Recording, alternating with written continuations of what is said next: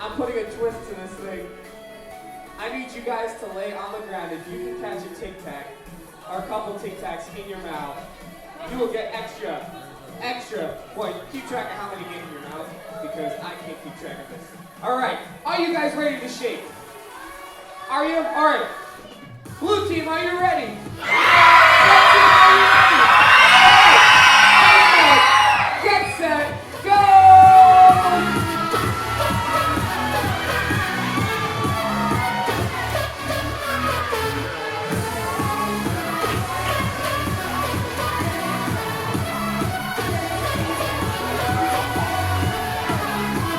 Seems like they're shaking, they're getting there. Doesn't seem like anyone's gotten in their mouth yet. Keep shaking!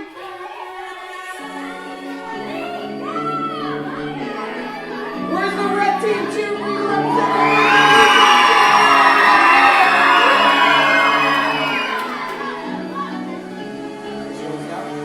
Not yet. Still got a couple left.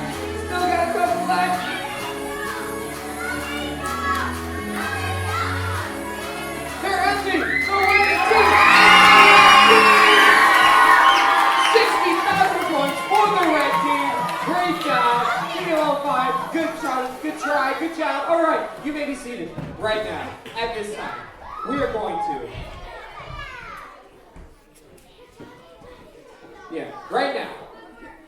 Today is Terrific Tuesday. And yesterday was Monday Fun Day.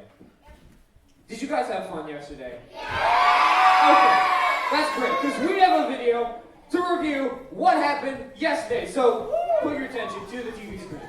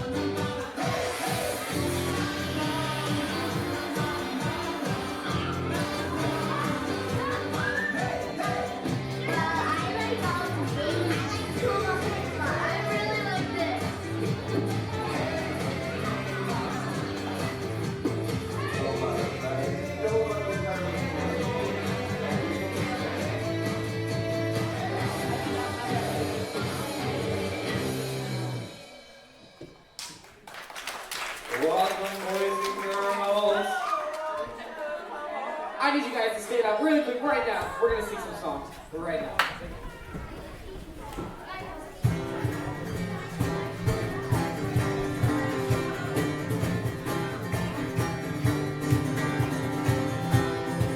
Here we go. Sing along.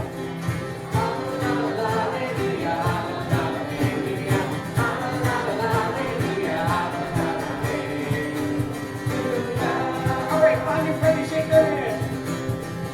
Shake your friend, shake your hand and see it. Shake your friend, shake it.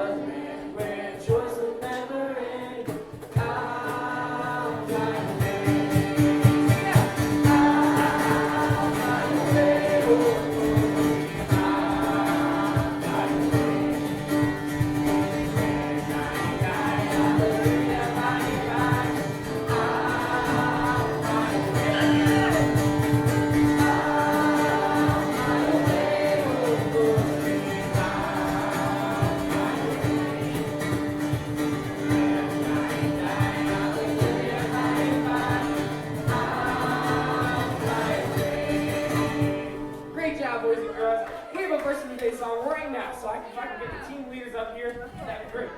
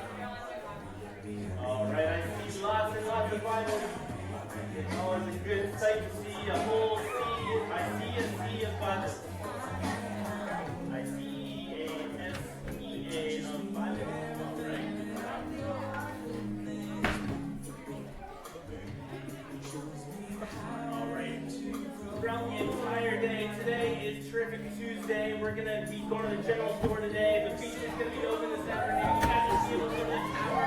All kinds of cool stuff.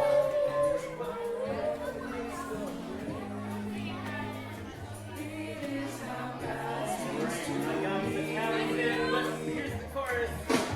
B-I-B-L-E, yeah, that's the book for me. I stand alone on the word of God.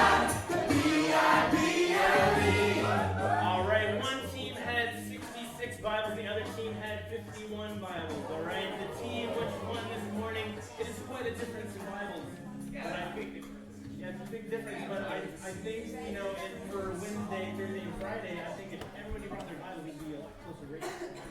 But the team which won this morning was, drum roll please, none other than the team that goes by the color. Wait! What?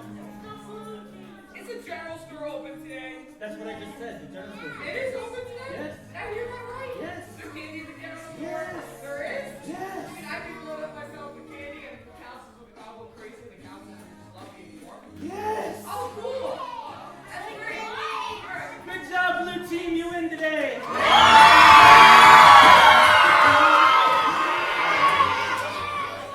Good job, blue team. All right, remember each and every day to bring your Bibles to Bible Hour. All right, now's the time where we sit up straight, we listen really close, we close our mouths so that we pay super close attention, because this is why we do camp, so that we can dig into the Bible, God's Word, all right, and learn a little bit about what God has for us, all right? So, today we are going to be continuing our talk about 5 things that God does not like. All right. And like yesterday, remember we had a quiz yesterday morning, and we're going to have a quiz right now. Okay? So remember we had a deputy question, and then we have a sheriff question, and then a counselor question. Okay?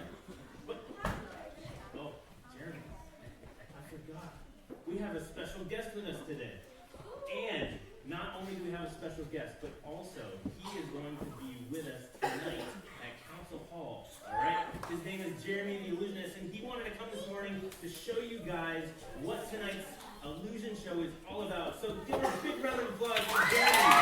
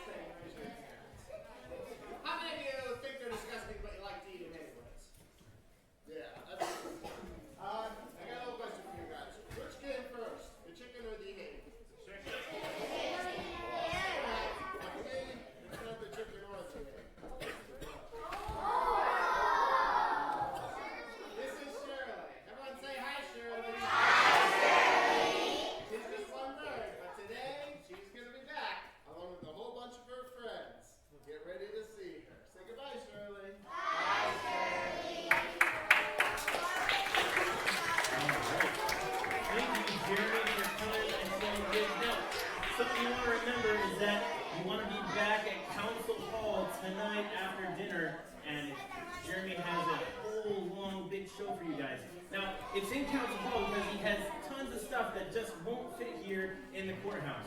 So that's why we do it in Council Hall. That's where the Bible kids have their Bible. So that's where we're going to be tonight for this evening's meeting. So don't show up here to the courthouse. Remind your counselor. Sometimes they forget. Make sure they go to Council Hall, okay? So we're going to go ahead and start our quiz, okay? And each time we ask a question, there's a treat. All right? So we're going to start out with a deputy question. The deputy that answers it correctly will get some check sticks, okay?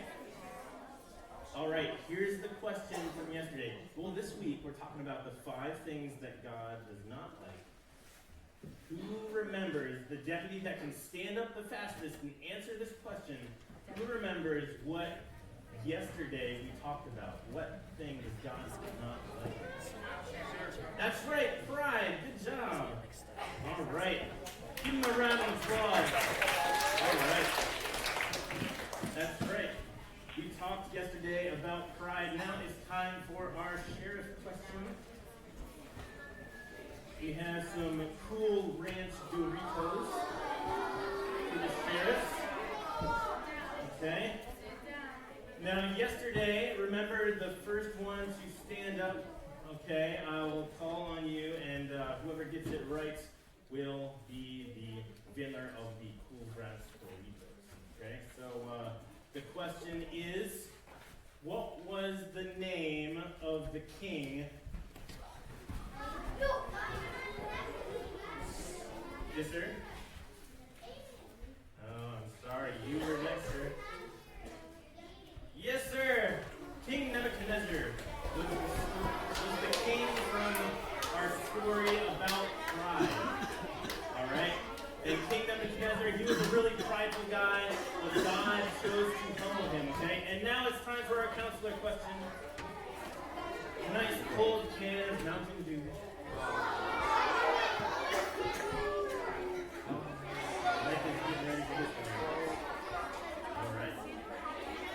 Now, yesterday at first we talked about pride, we talked about King Nebuchadnezzar, we talked about, we drew the picture of pride guy and humble guy. But who remembers the definition of pride from yesterday? Acting. You know what, Megan? Yeah. Yay! Yeah, acting bigger and better than you really are. All right, good job, yeah. All right. Ladies and gentlemen, today we want to move on and we're going to be talking about the second thing this morning. Grab this thing off. All right, and there's our verse from Proverbs 16. The Lord hates, yes, 7 are abomination to him. Proud look, a lying tongue, hands that shed innocent blood, a heart that devises evil plans, feet that are swift to run to evil, a false witness who speaks lies, and one who sows discord among the brethren. And these are the 5 things that we're talking about this week. Pride, which we talked about yesterday, which Micah reminded us, is that it's acting bigger and better than you really are. And today we're going to be talking about bad thoughts, which is like having a bad heart. And maybe, let's say it's like this. Bad thoughts is wishing something bad would happen to someone else. All right? So that's maybe like thinking about somebody and being mad at them and wishing that something really bad would happen to them, or being really angry at someone. So that is bad thoughts, and that is something that God does not like. But we also want to look at the opposite, okay? We want to look at what is the thing that God does like. And well, the opposite of bad thoughts is good thoughts, all right? And so good thoughts would be wishing the best for others, okay? So wishing the best for others. So those are some of the things that we want to talk about today. And, if we were to create a picture of bad thoughts, I was going to draw a picture of like a brain because that's where our thoughts happen. But I think I'm going to draw a picture of a heart because hearts are a lot easier to draw than brains. Right? All right, so there's okay, that's a really bad heart. All right. It's a melting heart, I guess. Anyways, so these are bad thoughts. So who can help me out? And we're gonna put on here what are some bad thoughts that we might have. Oh, maybe not us, but other. Yes. Hate. That's right. When you hate someone else, that is a bad thought. Yes, sir.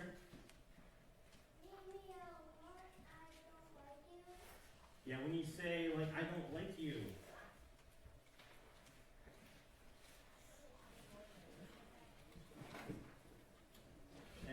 Yes, ma'am.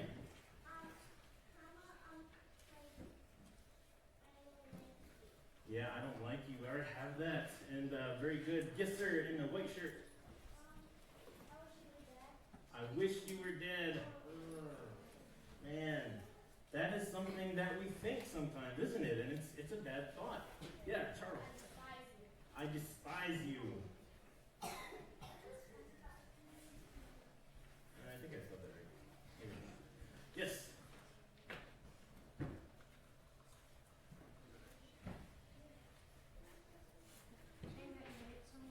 What's that? Yeah, we already have hate someone up there. Yes, sir. If you're disgusted with someone, that's right. All right. There's a lot of D words. And I spelled that one wrong too. Yeah, that's totally not how you spell it. So I didn't do very good in spelling when I was a kid. But anyway. Yes. What's that? Yeah, when you bully someone, before you go to bully someone, push them or hurt them or say something bad to them, it starts in your mind and in your heart with your thoughts. That's right. All right. Go ahead and put your hands down. And so those are some things we think about. Maybe it's imagining bad things if you have like a bad imagination and you're thinking poorly about someone. Imagination. I should have had one of our girl counselors come and write these things while we were saying it. Kylie has good handwriting? Good speller too? What? You're a good speller? Yeah. Yeah, Kylie, why don't you come on up here? Give Kylie a hand, she's gonna help us out. Oh, something else I thought about Kylie is like if you're plotting a prank against someone. A prank. Frank. P-R-A, it's like Frank but with a P. Any Franks in here? No? Frankenstein. Well, yeah, I guess there's no Frankensteins in here, I hope. So, alright, so that is Bad Thoughts. And Kylie's gonna draw us another, I don't know what that says. So, draw us another heart and then write Good Thoughts up at the top. Alright? So there's our Bad Thoughts heart. Is it working? It's hard to do it on like a large scale, right? So, good thoughts. What are some good things that we can think about? It's remember the opposite of bad thoughts, good thoughts. What are some good thoughts? Yes. Love, that's right. Love. Yes. Helping others, if before you, just like with bullying, before you go to help someone, it's something that you have to think about first. Yeah. Yes, ma'am.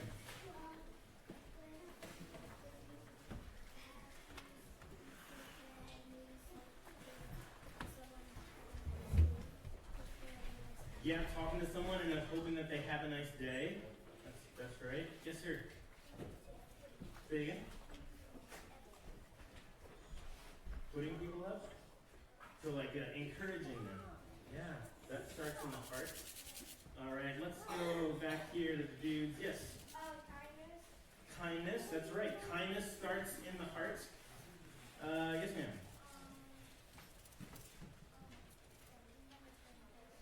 Thankfulness, that starts in the heart. Yes.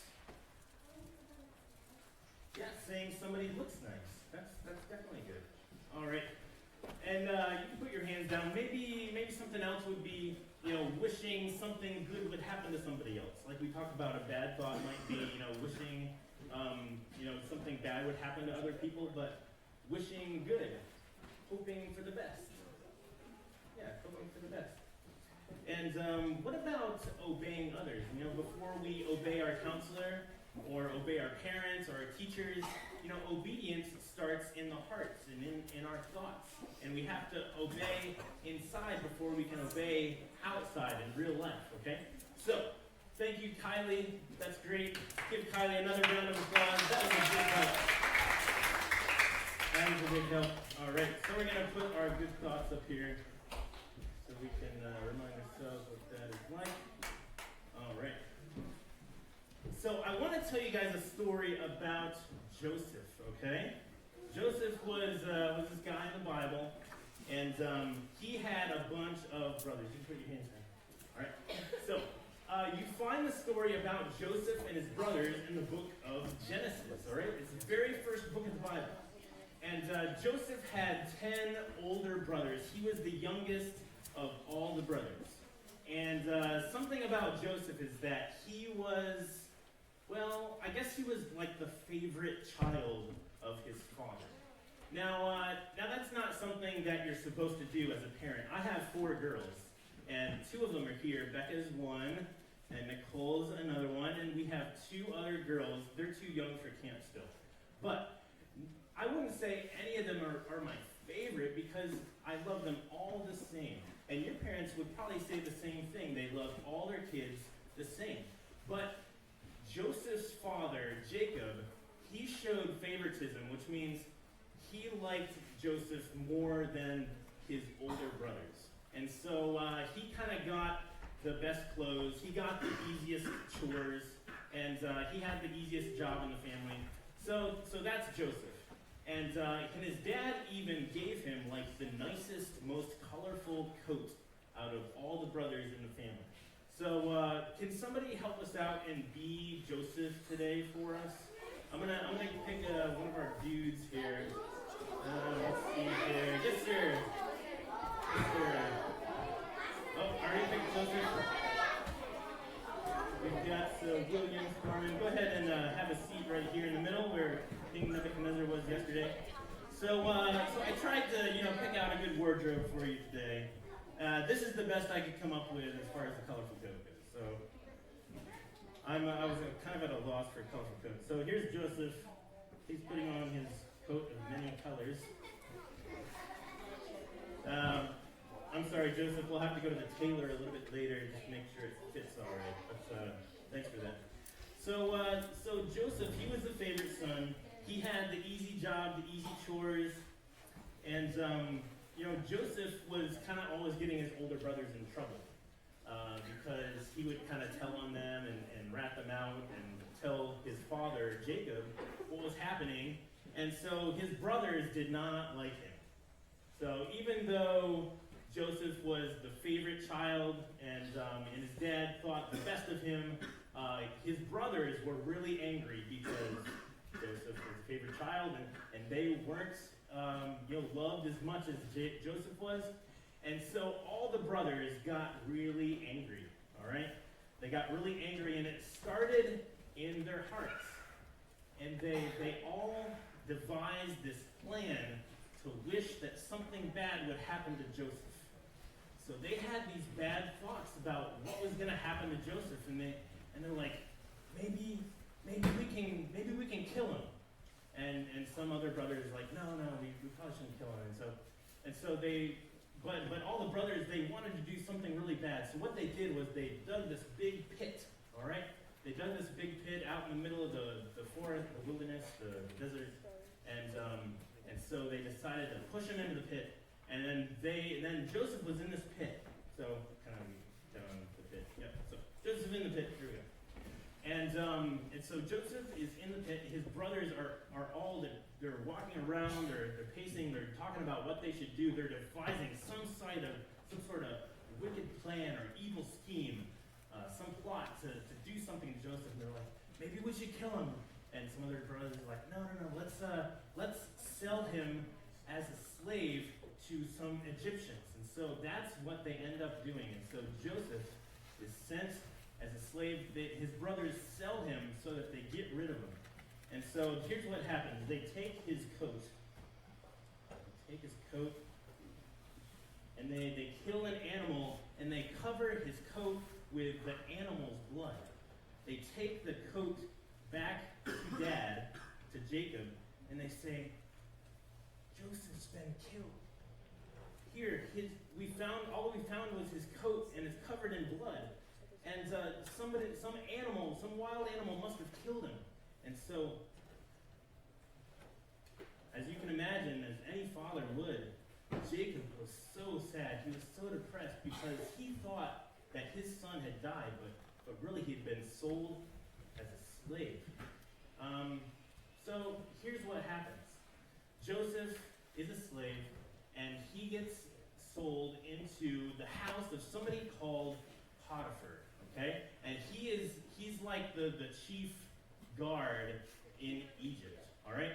And so he's doing a pretty good job as a servant in Potiphar's house, but something bad happens. Potiphar's wife gets him in trouble for something he didn't do. He was innocent, but Potiphar decides to send him to prison. So he goes from favorite son to slave to prisoner. All right. So I've got some prison clothes here. All right. All right. Go ahead and sit back up here because you're out of the pit. You're in the jail. So Joseph, he's a really good prisoner. He's like really obedient. He follows the rules. He doesn't make a big scene.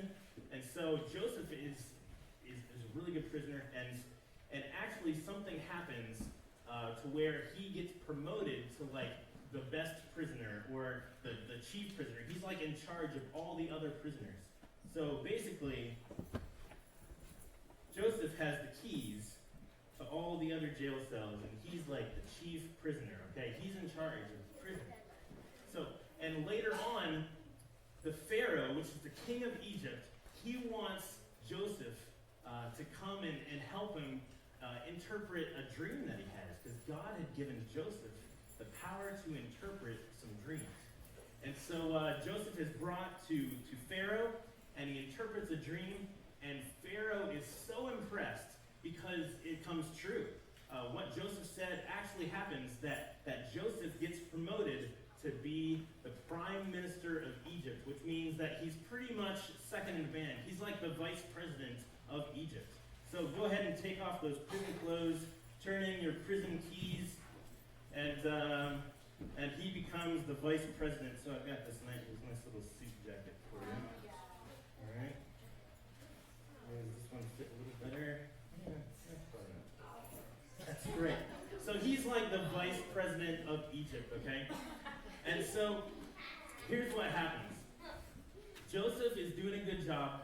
He's preparing for a famine in Egypt, which means that the land of Egypt, they are going to run out of food. Like there's not going to be rain, there's going to be too much sun, and they're not going to be able to grow plants for like 7 years. But Joseph is able to predict this through the dream of the king, okay?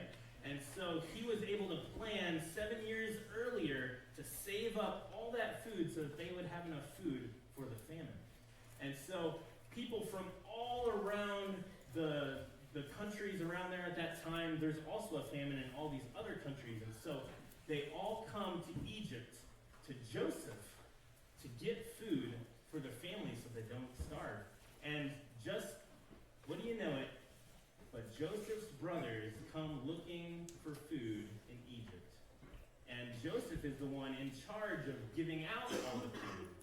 And so Joseph runs into his brothers right there. They don't recognize him because he's all dressed up. He's probably got this Egyptian haircut, which is all like spiky. But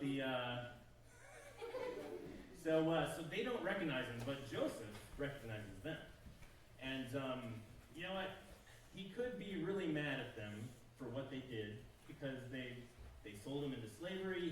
He went to prison, and all these bad things seemed to happen to him. And Joseph could have probably sent them to prison if he wanted to, but that's not what he did. Joseph had good thoughts. Not like his brothers who had bad thoughts about Joseph, but Joseph had good thoughts for his brothers. And here's exactly what Joseph said. Now, keep in mind, Joseph's father, Jacob, had died, and his brothers were really angry. They're like, what's Joseph going to do? I mean, what's going to happen to us? Is he going to be really angry at us? Is he going to throw us into prison? Is he going to kill us? But here's what Joseph says right here. You meant evil against me, but God meant it for good, to bring it about that many people should be kept alive as they are today. So do not fear, I will provide for you and deliver them. Awesome. Thank you so much. All right. So, Joseph said, you meant it for evil, but God, he meant it for good. And Joseph had good thoughts for his brothers and not bad thoughts, all right? And so it says here that Joseph comforted them and he spoke kindly to them. So, thank you so much, William. Give him a round of applause for being Joseph for us today. All right. Great job, William. So, guys and girls, as we think about Joseph's story, his brothers had these bad thoughts. They were wishing that something bad would happen to Joseph. But that's not what God wanted to happen. God wants us to have good thoughts, just like Joseph responded with good thoughts. He was wishing the best for others. He was hoping to take care of his brothers and take care of their children. And even though he was in a position to be really angry and to get back at them and to punish them, he didn't do that. He had good thoughts. So that is our story for today. And I wanted to jump into our story from yesterday. Right at the very end, let me make sure we've got enough time here, okay?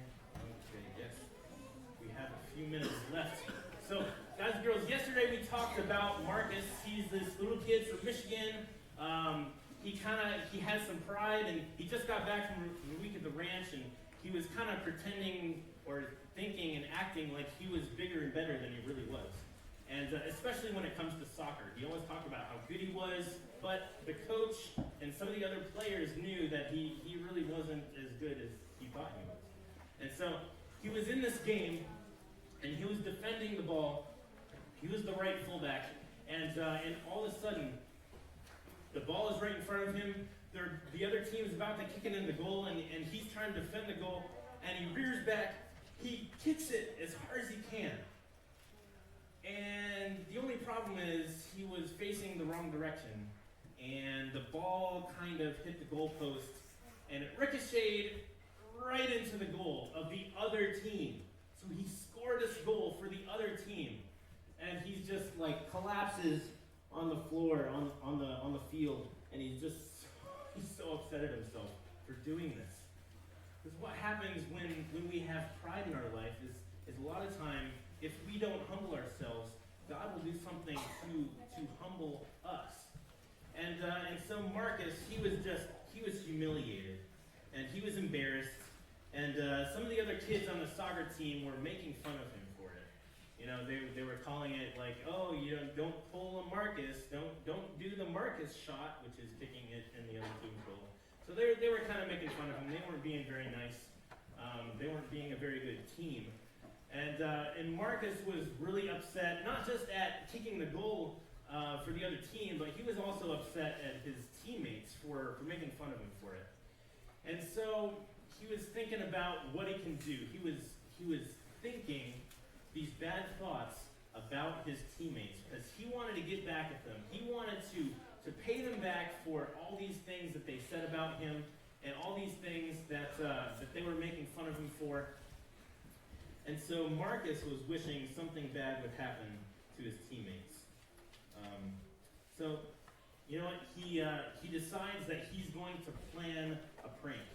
But he doesn't really know what to do. Like, he's heard of pranks, he's seen them in like movies and stuff, but he doesn't really know what to do. Like, what would be the best kind of prank to pull for his teammates, who he's kind of upset at. But his older brother Donnie is like the prank master. Okay? Maybe you guys have an older sibling who's like this.